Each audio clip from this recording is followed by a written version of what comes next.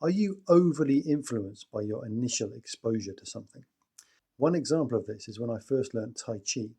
Now, I had a really good teacher and also a very opinionated teacher. So I absorbed a lot of ideas about how things should be done. And these then became the reference point for when I attended other classes. Hopefully you can see how this could then bias my evaluation of other teachers that I came across. Now, I'm not saying that I didn't get enormous value from my original teacher, but I think if we're learning something new, then I think it's a good idea to withhold judgment or to suspend judgment and to maybe try out a few different teachers in a particular field or a few different teachings or whatever the medium is that we're trying to learn from, so that we don't too easily fit into an initial position and then evaluate everything from that position. Now, another name for this is the anchoring effect, whereby the initial offer then becomes the benchmark from which everything else is measured.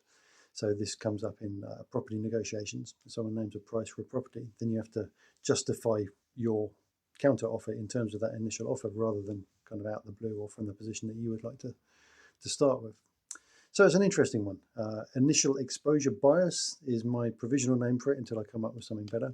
I'm sure it already exists. Like I say, it exists as anchoring, the anchoring effect, and definitely something to look out for when we're learning new stuff and we haven't necessarily got a broad enough understanding of the field to be able to make qualified evaluations of the various sources that we're trying to learn from.